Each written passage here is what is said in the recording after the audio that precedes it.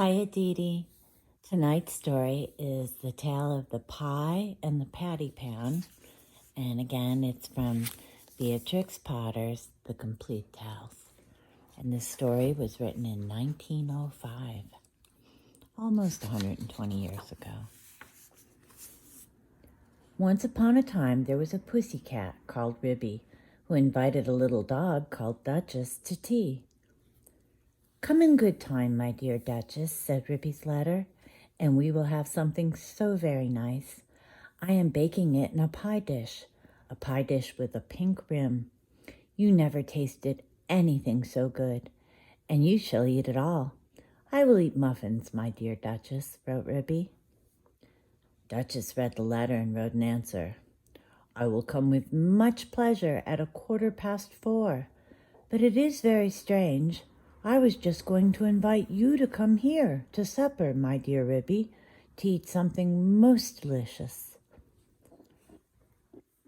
"I will come very punctually, my dear Ribby," wrote Duchess, and then at the end she added, "I hope it isn't mouse." And then she thought that did not look quite polite, so she scratched out "isn't mouse" and changed it to "I hope it will be fine," and she gave her letter to the postman. But she thought a great deal about Ribby's pie, and she read Ribby's letter over and over again. "I am dreadfully afraid it will be mouse," said Duchess to herself. "I really couldn't eat mouse pie, and I shall have to eat it because it is a party, and my pie was going to be veal and ham, a pink and white pie dish, and so is mine. Just like Ribby's dishes, they were both bought at Tabitha Twitchit's."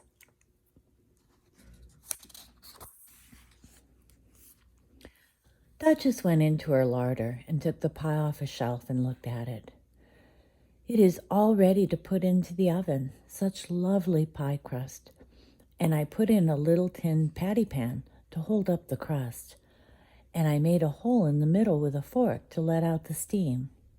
Oh, I do wish I could eat my own pie instead of a pie made of mouse."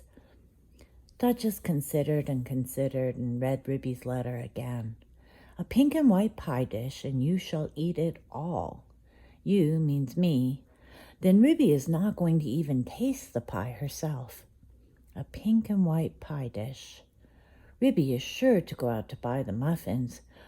Oh, what a good idea. Why shouldn't I rush along and put my pie into Ribby's oven when Ribby isn't there? Duchess was quite delighted with her own cleverness. Ribby, in the meantime, had received Duchess's answer, and as soon as she was sure that the little dog could come, she popped her pie into the oven. There were 2 ovens, one above the other. Some other knobs and handles were only ornamental and not intended to open. Ribby put the pie into the lower oven. The door was very stiff. "The top oven bakes too quickly," said Ribby to herself. "It is a pie of the most delicate and tender mouse minced up with bacon, and I have taken out all the bones, because Duchess did nearly choke herself with a fishbone last time I gave a party. She eats a little fast, rather big mouthfuls, but a most genteel and elegant little dog, infinitely superior company to Cousin Tabitha Twitchit." Ribby put on some coal and swept out the hearth. Then she went out with a can to the well for water to fill up the kettle. Then she began to set the room in order, for it was the sitting room as well as the kitchen. She shook the mats out at the front door and put them straight. The hearth rug was a rabbit skin. She dusted the clock and the ornaments on the mantelpiece, and she polished and rubbed the tables and chairs. Then she spread a very clean white tablecloth and set out her best china tea set, which she took out of a wall cupboard near the fireplace. The teacups were white with a pattern of pink roses, and the dinner plates were white and blue. When Ribby had laid the table, she took a jug and a blue and white dish and went out down the field to the farm to catch milk and butter. When she came back, she peeped into the bottom oven. The pie looked very comfortable. Ribby put on her shawl and bonnet and went out again with the basket to the village shop to buy a packet of tea, a pound of lump sugar, and a pot of marmalade. And just at the same time, Duchess came out of her house at the other end of the village. Ribby met Duchess halfway down the street, also carrying a basket covered with a cloth. They only bowed to one another. They did not speak because they were going to have a party. As soon as Duchess had got round the corner out of sight, she simply ran straight away to Ribby's house. Ribby went into the shop and bought what she required, and came out after a pleasant gossip with Cousin Tabitha Twitchit. Cousin Tabitha was disdainful afterwards in conversation. A little dog, indeed, just as if there were no cats in Sawrey. And a pie for afternoon tea? The very idea, said Cousin Tabitha Twitchit. Ribby went on to Timothy Baker's and bought the muffins. Then she went home. There seemed to be a sort of scuffling noise in the back passage as she was coming in at the front door. "I trust that is not that pie. The spoons are locked up, however," said Ribby. But there was nobody there. Ribby opened the bottom oven door with some difficulty and turned the pie. There began to be a pleasing smell of baked mouse. Duchess, in the meantime, had slipped out at the back door. It is a very odd thing that Ribby's pie was not in the oven when I put mine in, and I can't find it anywhere. I have looked all over the house. I put my pie into a nice hot oven at the top. I should not turn any of the other handles. I think they are all shams, said Duchess.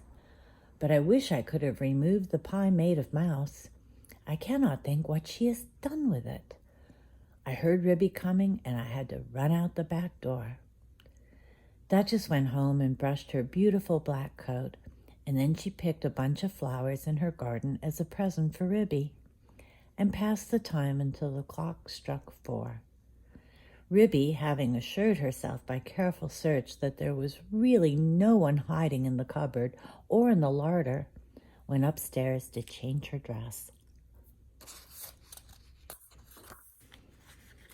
She put on a lilac silk gown for the party and an embroidered muslin apron and tippet. "It is very strange," said Ribby. "I did not think I left that drawer pulled out. Has someone been trying on my mittens?" She came downstairs again and made the tea and put the teapot on the hob. She peeped again into the bottom oven. The pie had become a lovely brown, and it was steaming hot. She sat down before the fire to wait for the little dog. "I am glad I used the bottom oven," said Ribby. "The top one would certainly have been very much too hot. I wonder why that cupboard door was open. Can there really have been someone in the house?" Very punctually at 4 o'clock, Duchess started to go to the party. She ran so fast through the village that she was too early, and she had to wait a little while in the lane that leads up to Ribby's house. "I wonder if Ribby has taken my pie out of the oven yet," said Duchess. "And whatever can have become of the other pie made of mouse?" At 4:15 to the minute, there came a most genteel little tap-tappity. "Is Mrs. Ribston at home?" inquired Duchess in the porch. "Come in, and how do you do, my dear Duchess?" cried Ribby. "I hope I see you well." "Quite well, I thank you. And how do you do, my dear Ribby?" said Duchess. "I've brought you some flowers. What a delicious smell of pie." "Oh, what lovely flowers. Yes, it is mouse and bacon." "Do not talk about food, my dear Ribby," said Duchess. "What a lovely white tea cloth. Is it done to a turn? Is it still in the oven?" "I think it wants another 5 minutes," said Ribby. "Just a shade longer. I will pour out the tea while we wait. Do you take sugar, my dear Duchess?"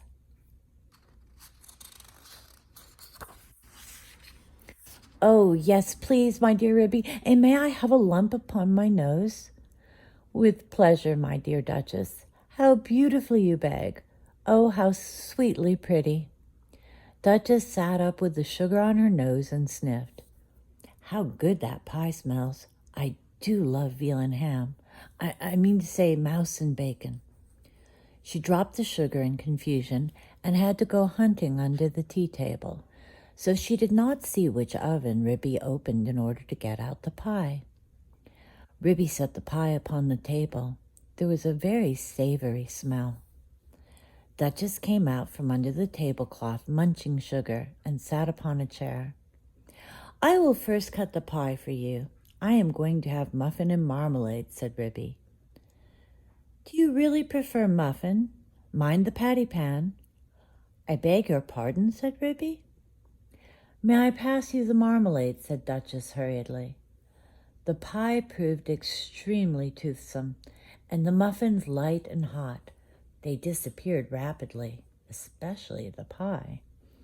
I think, thought the Duchess to herself, I think it would be wiser if I helped myself to pie, though Ribby did not seem to notice anything when she was cutting it. What very small, fine pieces it has cooked into. I do not remember that I had minced it up so fine. I suppose this is a quicker oven than my own. How fast Duchess is eating, thought Ribby to herself, as she buttered her 5th muffin. The pie dish was emptying rapidly. Duchess had had 4 helps already and was fumbling with a spoon. A little more bacon, my dear Duchess, said Ribby. Thank you, my dear Ribby. I was only feeling for the patty pan. The patty pan, my dear Duchess? The patty pan that held up the pie crust, said Duchess, blushing under her black coat. Oh, I didn't put one in, my dear Duchess, said Ribby. I don't think that it is necessary in pies made of mouse. Duchess fumbled with the spoon. I can't find it, she said anxiously. There isn't a patty pan, said Ribby, looking perplexed. Yes, indeed, my dear Ribby, where can it have gone to, said Duchess. There most certainly is not one, my dear Duchess. I disapprove of tin articles in puddings and pies. It is most undesirable, especially when people swallow in lumps, she added in a lower voice. Duchess looked very much alarmed and continued to scoop the inside of the pie dish. My great-aunt Squintina, grandmother of cousin Tabitha Twitchit, died of a thimble in a Christmas plum pudding. I never put any article of metal in my puddings or pies. Duchess looked aghast and tilted up the pie dish. I have only 4 patty pans, and they are all in the cupboard. Duchess set up a howl. I shall die! I shall die! I have swallowed a patty pan. Oh, my dear Ribby, I do feel so ill. It is impossible, my dear Duchess. There was not a patty pan. Duchess moaned and whined and rocked herself about. Oh, I feel so dreadful. I have swallowed a patty pan. There was nothing in the pie, said Ribby severely. Yes, there was, my dear Ribby. I am sure I have swallowed it. Let me prop you up with a pillow, my dear Duchess. Where do you think you will feel it? Oh, I do feel so ill all over me, my dear Ribby. I have swallowed a large tin patty pan with a sharp scalloped edge. Shall I run for the doctor? I will just lock up the spoons. Oh, yes, yes.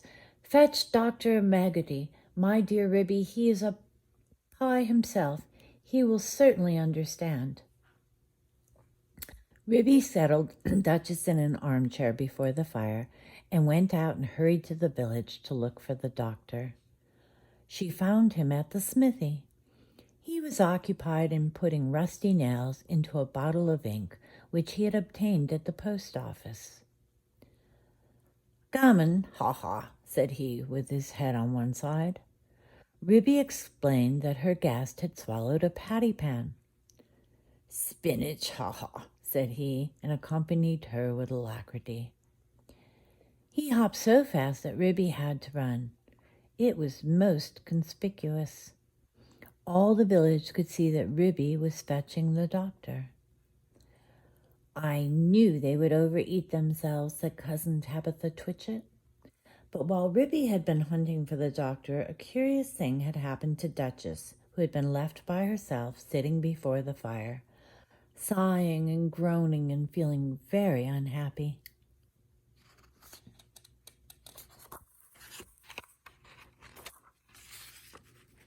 "How could I have swallowed it?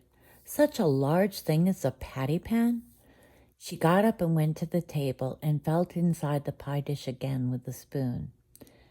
"No, there is no patty pan, and I put one in, and nobody has eaten pie except me, so I must have swallowed it." She sat down again and stared mournfully at the grate. The fire crackled and danced, and something sizzled. Duchess started. She opened the door of the top oven. Out came a rich, steamy flavor of veal and ham, and there stood a fine brown pie, and through a hole in the top of the pie crust there was a glimpse of a little tin patty pan. Duchess drew a long breath.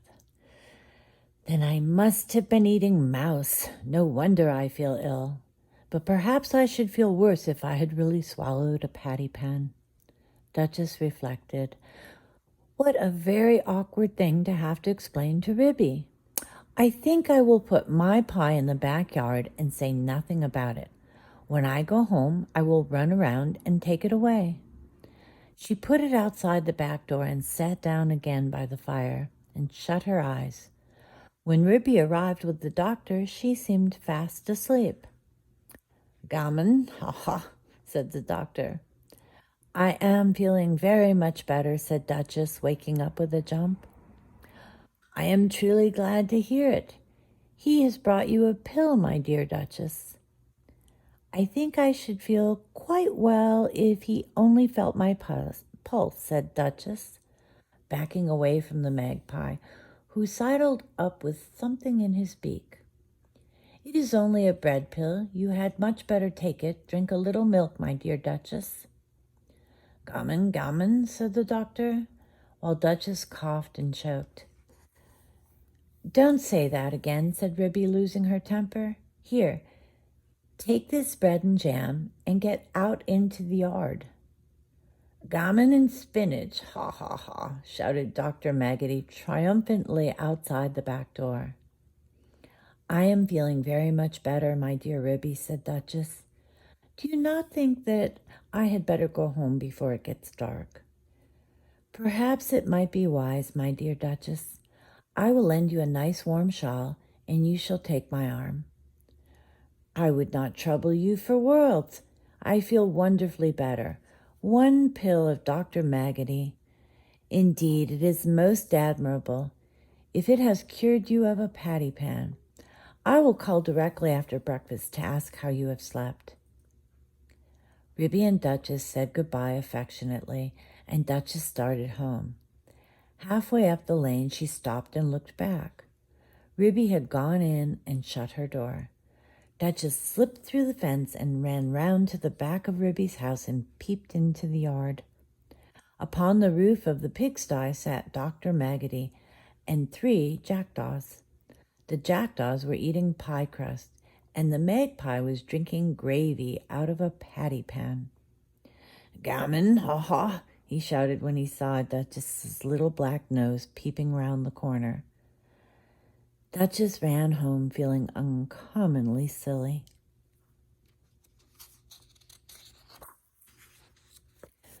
When Ribby came out for a pailful of water to wash up the tea things, she found a pink and white pie dish lying smashed in the middle of the yard. The patty pan was under the pump where Dr. Maggotty had considerately left it. Ribby stared with amazement. Did you ever see the like? So there really was a patty pan. But my patty pans are all in the kitchen cupboard. Well, I never did. Next time I want to give a party, I will invite cousin Tabitha Twitchett. Good night, Aditi. I love you. Sweet dreams.